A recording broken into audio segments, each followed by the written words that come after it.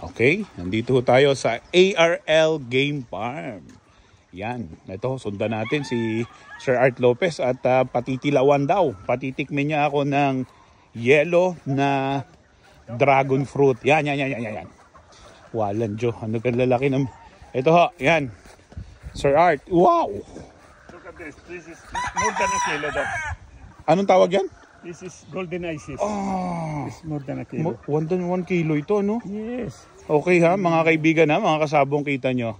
Ito ho yung dragon fruit ni Mr. Art Lopez. Nakikita ho nyo ito sa reels niya, sa vlog niya. Daming bunga, no? And this one will cost you around 1,799 at the ISNR. Grabe, no?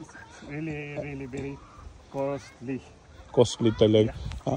So right now, because we have visitor, especially my good friend Dr. Nilo Magtibay, Yes, oo. we are going to harvest my yellow dragon fruit. Yes, ito ho. It's especially for my friend Doc Nilo Magtibay. Thank you, Idol. Yan ho, thank you. So Doc Idol, you try to pick Ay, which one do you want? Paano ba malalaman dito kung alin yung talagang... Ay, aray! Malambot na eh. No, ito kailangan siya brownish na. So yan, pwede na yung isang yan. Tilawan natin, tikman natin. Tikman. Yan ho.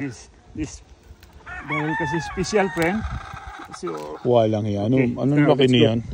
Okay, ito ho, yung view ng farm ni Mr. Art Lopez yan. Hawak na ho niya ang more than a kilo na ISIS ba?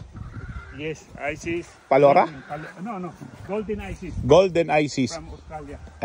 Ito ho yung mga pupunta ho sa fiesta. Ito ho yung mga dadalahin, ano? Kita ho ninyo kung gaano kagaganda ho. Wow, ganda mga manok dito. And this is my Townsend Pink. I think this is also one of the What do you call this, ano sir? Anong variety, Idol? Thousand Pink? Talaga mahirap i-pronounce yun. Pasensiyado ka. Medyo maraming magulo. Wow. Ito ho. Wow, napakarami ho dito.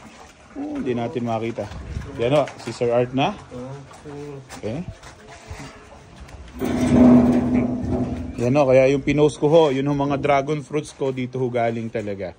Ang variety. Me, I have the honor. Yes, thank you. Wow. Ito, let's eat. Pag